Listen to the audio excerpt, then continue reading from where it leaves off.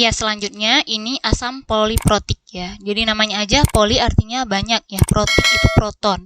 Jadi ini asam yang lebih dari satu proton atau asam yang memiliki lebih dari satu H atau H+. Nah, jadi asam yang juga dapat terionisasi beberapa tahap sehingga memiliki Ka, bisa Ka1, Ka2 atau Ka3. Jadi ini lebih identik dengan kalau memiliki Ka1, Ka2, Ka3 ini lebih ke asam lemah ya. Jadi umumnya asam poliprotik ini itu asam-asam lemah yang memiliki lebih dari satu H. Seperti contohnya itu H2CO3 ya. Nah, di sini kan nampak terlihat ada 2H di sini. Jadi kalau kita ionisasikan, ini tanda panahnya setimbang ya. Kita ionisasikan yang pertama, dia akan menjadi H+, ini dalam larutan ya, ditambah dengan HCO3-. Oke. Ini adalah tahap ionisasi Ka yang pertama. Dia akan menghasilkan Ka yang pertama di sini, yaitu sebesar 4,3 kali 10 pangkat min 7 ya. Ternyata dia tidak mampu langsung mengionisasi 2H, tidak seperti asam kuat H2SO4. Kalau H2SO4, dia langsung terionisasi jadi 2H+ langsung.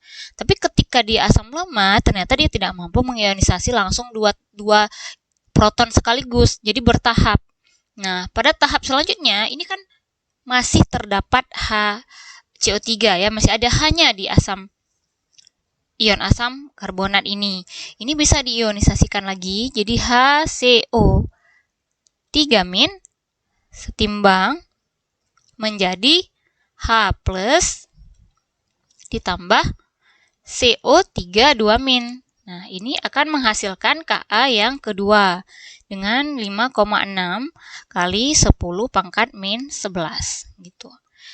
Memang kalau kita lihat ini Ka-nya, Ka1 itu jauh lebih besar dibandingkan dengan Ka2 gitu ya.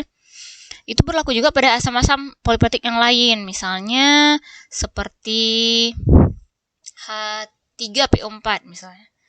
Ada asam lagi, ini kita ambil contoh yang pertama.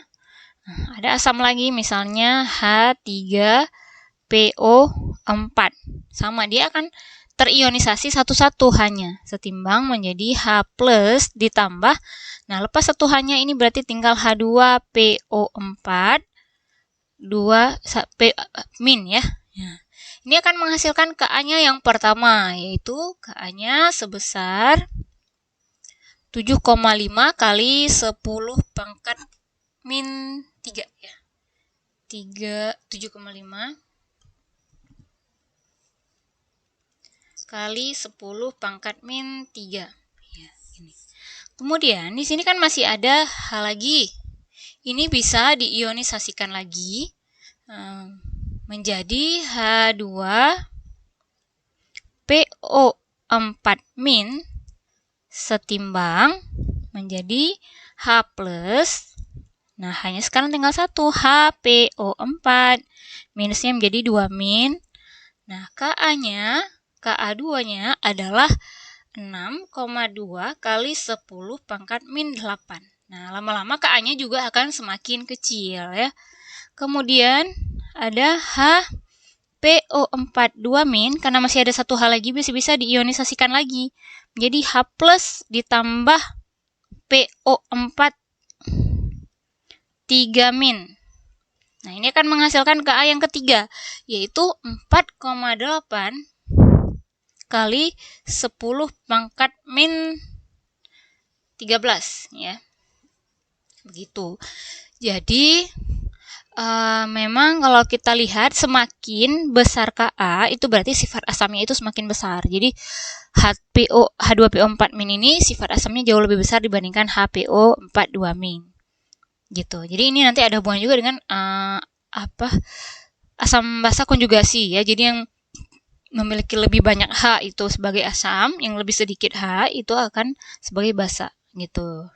Jadi kalau mau dibandingkan nih antara H2PO4- dengan H3PO4. Nah, gini ya. Nah, ini kan bisa jadi pasangan asam basa konjugasi. Jadi yang jadi asamnya adalah yang lebih banyak H. Ini asam, ini basa konjugasinya.